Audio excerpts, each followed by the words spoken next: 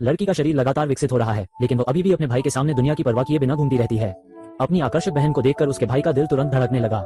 यौवन की पीड़ा को कम करने के लिए वह केवल अपनी अध्ययन सामग्री में ही समाधान ढूंढ सकती है। अलग थलग पड़े भाई बहनों को यह एहसास नहीं था कि यह कितना खतरनाक हो सकता है। अजीब बात यह है कि उनकी माँ को इसकी परवाह नहीं थी, क्योंकि यह उनकी माँ लौरा ही थी जिसने उन्हें 3 साल तक अटारी में बंद रखा था। उस दौरान वे चारों एक छोटे से कमरे में एक साथ सोते थे। वहाँ किसी भी प्रकार की गोपनीयता नहीं थी। परिवार का रिश्ता बहुत जटिल था। लौरा जब छोटी थी तभी उसे अपने चाचा से प्यार हो गया था, लेकिन परिवार की अस्वीकृति के कारण उन्हें अपना खुशहाल परिवार शुरू करने के लिए एक साथ भागना पड़ा। लौरा ने 4 बच्चों को जन्म दिया। शायद भगवान ने उसे आशीर्वाद दिया। उनके सभी बच्चे स्वस्थ थे। लौरा के पति ने नौकरी में बहुत तरक्की की, लेकिन खुशी हमेशा नहीं टिकी। उनकी सबसे बड़ी बेटी लूसी के जन्मदिन पर पुलिस को एक भयानक खबर मिली। उसके पति की काम से घर लौटते समय एक कार दुर्घटना में मृत्यु हो गई थी। लौरा को समझ नहीं आया कि इस अचानक घटित त्रासदी में क्या करे। वो बिना कुछ खाए पहने बड़ी हुई थी और अपने पिता की सबसे प्रिय बेटी थी। जब उसकी शादी हुई तो उसका पति ही घर का खर्च चलाता था। अब उसे अकेले ही 4 बच्चों की देखभाल करनी होगी। लौरा अब इसे बर्दाश्त नहीं कर सकी।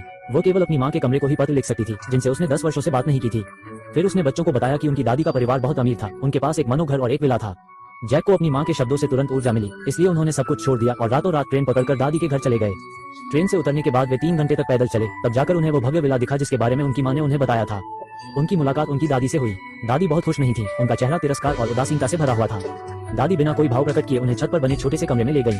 फिर उसने उन्हें उस जगह के नियम बताए। लौरा यहीं रहेगी। आमतौर पर बच्चों को पूरे दिन कमरे में ही रहना पड़ता था। न केवल दरवाजे खुले रहते थे, बल्कि पर्दे भी नहीं खोले जाते थे।